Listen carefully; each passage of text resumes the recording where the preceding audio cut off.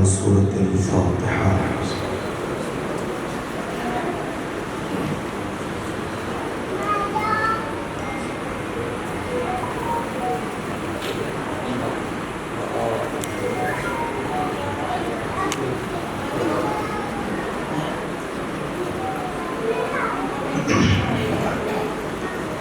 لا حول ولا قوة إلا بالله العلي العظيم. حسبنا الله ونعم الوكيل ونعم المولى ونعم النصير. أعوذ بالله من الشيطان الرجيم. بسم الله الرحمن الرحيم. الحمد لله الذي هدانا لهذا وما كنا لنهتدي لولا أن هدانا الله. لقد جاءت رسل ربنا بالحق. الصلاة والسلام على مولا الثقلين محبوب رب المشرقين والمغربين جد الحسن والحسين أبي القاسم محمد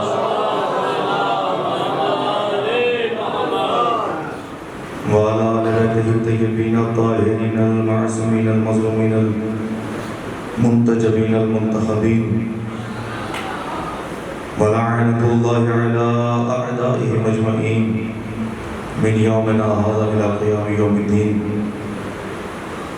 أما بعد فقد قال رسول الله صلى الله عليه وآله وسلم زينوا مجالسكم بالذكر علي بن أبي طالب صلوات محمد وآله.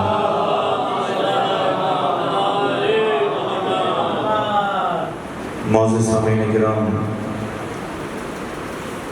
عزاداران مظلوم کربلا،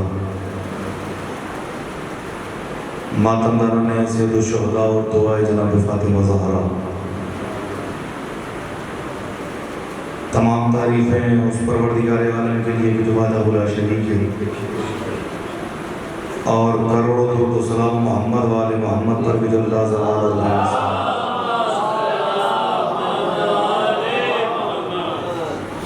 اس پروردگار عالم کا احسان ہے کہ جس نے ہمیں حسین کا زادار بنایا. اس کا لاکھ لاکھ شکر ہے کہ اس نے محبت اہل بیت کو ہمارے دلوں میں رکھا. اس اللہ کا، اس معبود کا، اس خدا کا، اس خالق کا ہم جتنا شکر ادا کریں اتنا کم ہے کہ جس نے ہمیں دنیا میں بھیجا تو علی کا شیعہ بنا کے بھیجا. یقین مانیے کہ ہمارے اوپر اس اللہ کا اتنا بڑا احسان ہے کہ ہم مرتے مرتے تو مر سکتے ہیں مگر اللہ کا شکر ادا نہیں کر سکتے. میرے بزرگان یہاں بیٹھے ہوئے نوجوانوں سے میں میری خصوص توجہ چاہوں گا، کیونکہ اس نے اللہ نے ہمیں بھیجا ہے تو علی کا شیعہ بنا کے بھیجا. ولایت علی ہمارے دلوں میں رکھی ہے. یقین مانیے کہ یہ ولایت علی بہت بڑی شے کا نام ہے. ہمارا کہہ لینا آسان ہے، آپ کا سن لینا آسان ہے، لیکن ولایت علی کی نوجوانوں حفاظت کیا کرو. یہ میرا قول نہیں ہے، آپ کے چھٹے امام نے فرمایا ہے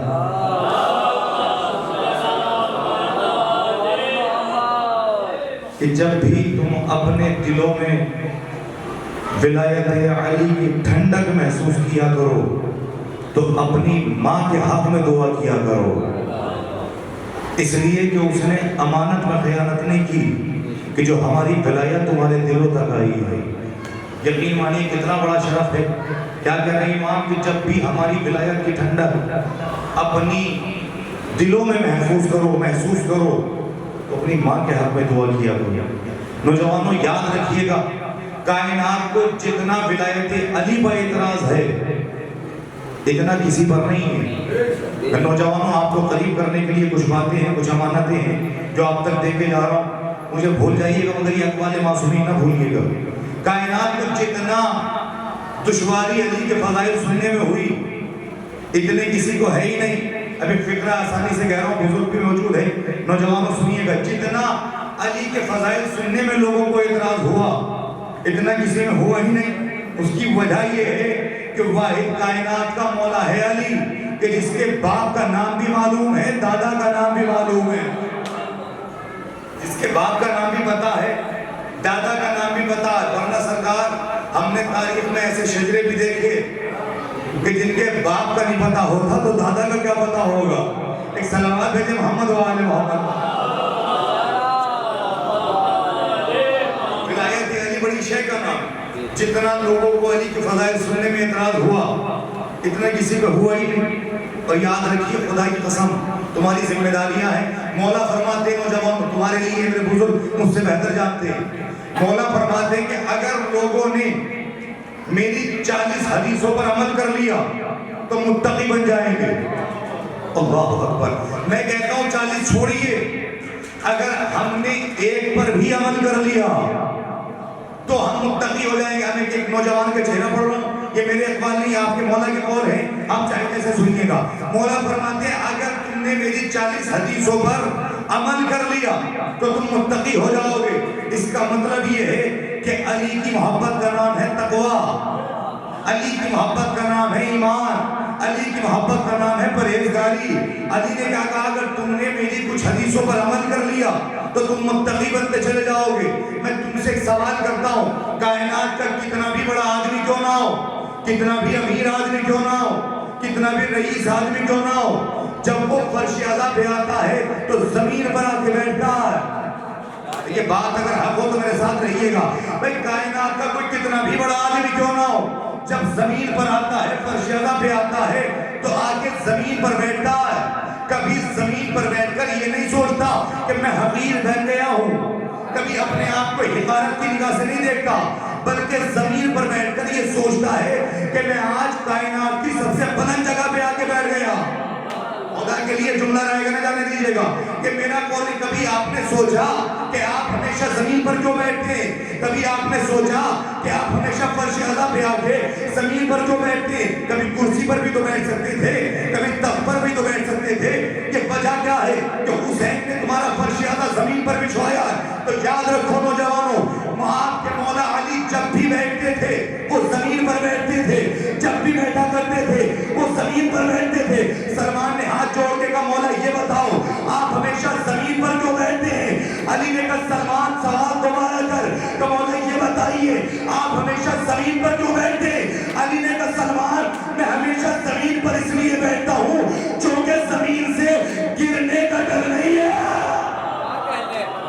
نعرہ حیدری، صلوات بھیجے محمد والے۔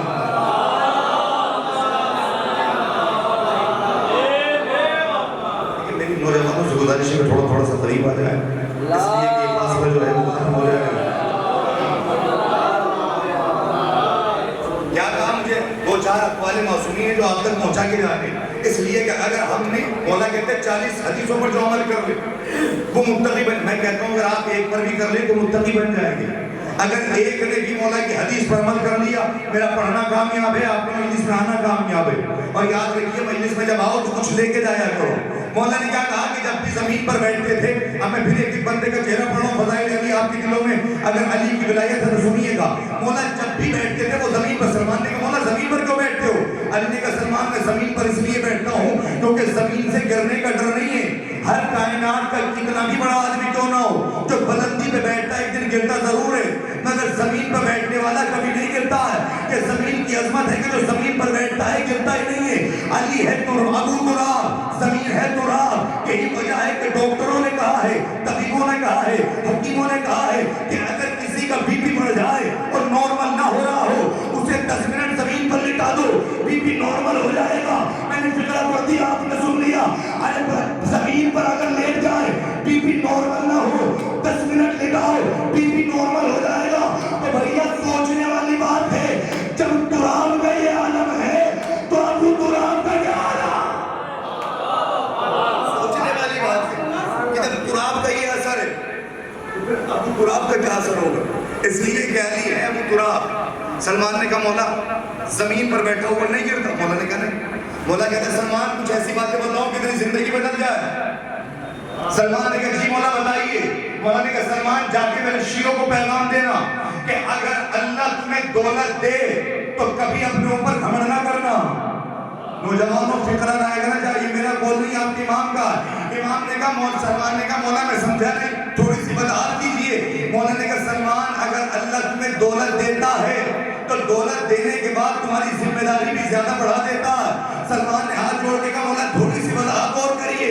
علی نے کہا سلمان یاد رکھنا اگر اللہ تجھے دولت دے تو اپنے گھر کی دیواریں لمبی نہ کرنا، اپنا دسترخوان لمبا کرنا۔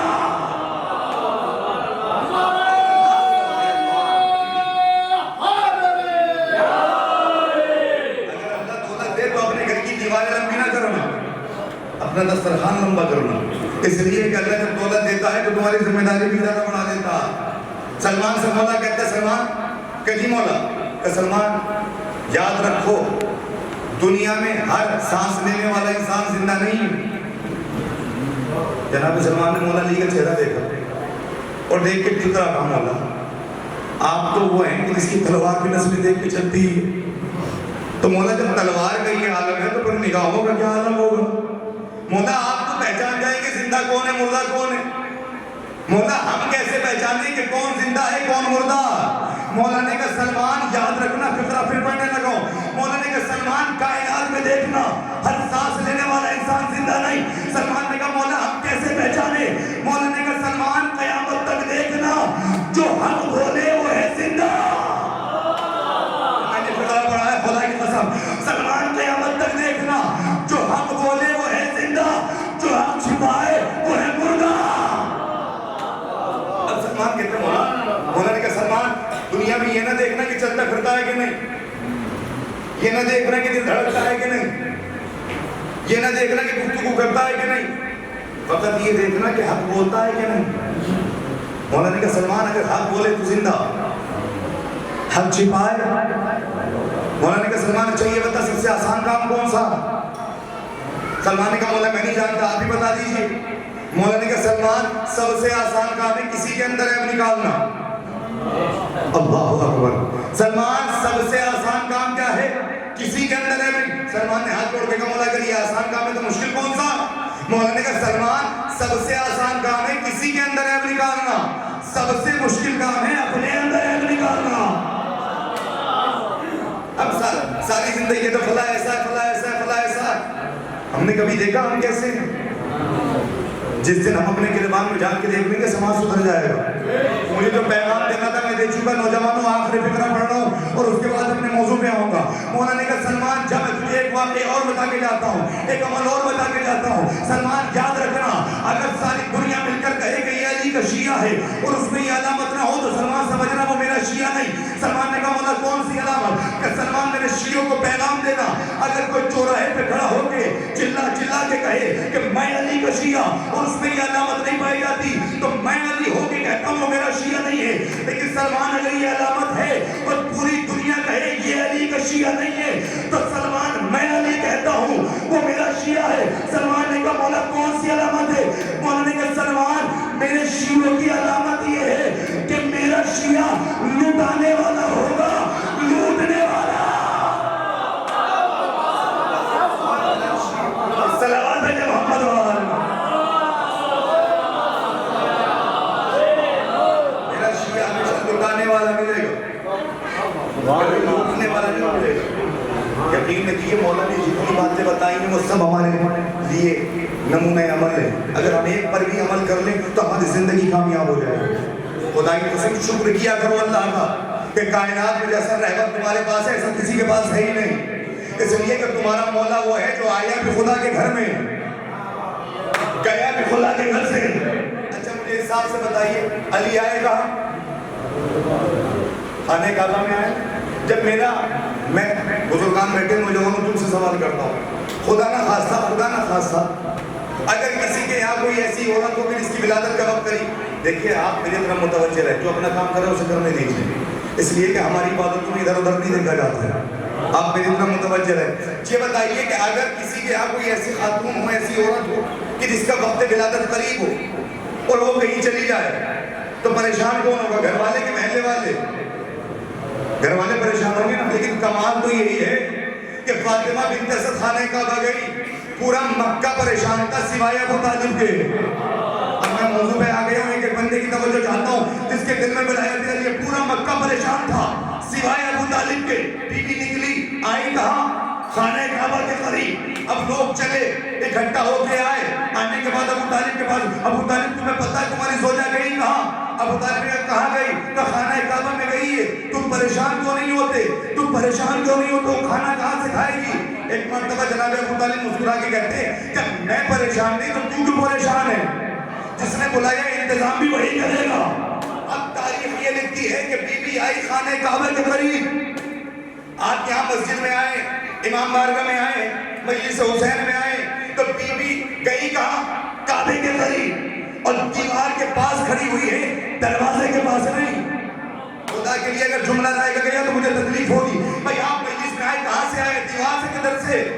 آپ کہیں گے مولانا جو بھی آتا ہے وہ دروازے سے آتا ہے، دیوار سے کوئی نہیں جاتا۔ لیکن تاریخ بتاتی ہے فاطمہ بنت اسد دیوار کے پاس گئی ہیں، دروازے کے پاس نہیں گئی۔ میں نے کہا بی بی آپ دیوار کے پاس کیوں کھڑی ہیں؟ آپ دروازے سے جائیے۔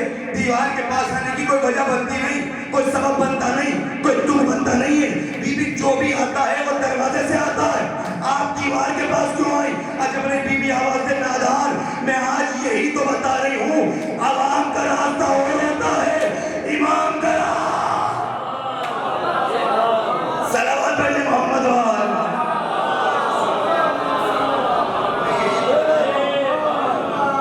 کہ عوام کا راستہ اور امام کا راستہ۔ دیکھیں میں فقرہ اس طرح سے کہوں گا تو سنتے بھی رہتے ہو جملہ۔ بی بی ہے کہاں؟ خانہ کعبہ کی دیوار کے پاس، اور کیا کہہ رہی ہے؟ گفتگو کس سے ہے؟ ڈائریکٹ خدا سے۔ اے میرے محبوب میری مشکل آسان کر، اس بچے کے تصدق میں جو میرے شکم میں ہے، یہی تو کہا نا بی بی نے۔ بھائی گفتگو تو اللہ سے تھی، مگر ہم نے یہ دیکھا کہ بی بی کر رہی ہے گفتگو اللہ سے۔ دیوار کعبہ نے اپنے سینے کو چاک کر دیا، اور سینے کو چاک کر کے کہا بی بی تشریف لائیے۔ اب جملہ کہوں، فقرہ کہوں، سرکار اسی دن سے تو یہ راز کھلا کہ دیواروں کے بھی کان ہوا کرتے ہیں۔ اسی دن سے بی بی آئی، تاریخ یہ بتاتی ہے بی بی کو اندر جاتے ہوئے کسی نے نہیں دیکھا سوائے دو آدمیوں کے۔ ایک یزید ابن کانہ اور ایک اس کا سپاہی غلام، اس نے دیکھا کہ ایک بی بی اندر گئی۔ اب یہ وہاں سے دوڑے، تو دوڑنے کے بعد مکی میں آ کے شور مچا دیا۔ آج ہم نے ایک بی بی کو اندر جاتے دیکھا، آج ہم نے ایک بی بی کو اندر جاتے دیکھا۔ جملہ سنیے گا، آج ہم نے ایک بی بی، انہوں نے کہا پریشان کیوں ہوتا ہے؟ گئی تو چلی گئی تو کیا ہوا؟ کہنے لگا تم جانتے نہیں، آج میں نے ایک بی بی کو، ایک عورت کو کعبے میں ایسے جاتے دیکھا کہ جیسے کوئی مالکن اپنی جاگیر میں جاتی ہے۔ انہوں نے کہا اچھا کیا دیکھا تم؟ کہ میں نے دیکھا ایک بی بی گئی۔ کہ کہاں سے گئی؟ دروازے سے تو گئی ہوگی۔ کہنے لگا کمال تو یہی ہے وہ دروازے سے نہیں گئی۔ کہ تو پھر کہ دیوار سے گئی۔ میں نے دیکھا دیوار پھٹی، بی بی اندر گئی۔ انہوں نے کہا چل ہمیں لے کے چل، دیوار تو موجود ہوگی۔ اس نے کہا معجزہ تو یہی ہے، وہ اندر گئی، دیوار پھر مل گئی۔ اچھا حساب سے بتائیے بی بی دیوار کے قریب، میں خدا نہ خواستہ آپ یہاں بیٹھے ہوئے، میں یہاں بیٹھا ہوں، اگر ایک اینٹ چھت سے گر جائے تو ہم جتنے سارے چلے جائیں، اور عورتیں تو ہوتی بھی دل کی کمزور ہے۔ دیوار پھٹ رہی ہے لیکن فاطمہ بنت اسد بھاگی نہیں، گھبرائی نہیں، ڈری نہیں۔ میں نے ہاتھ جوڑ کے کہا بی بی بھاگتی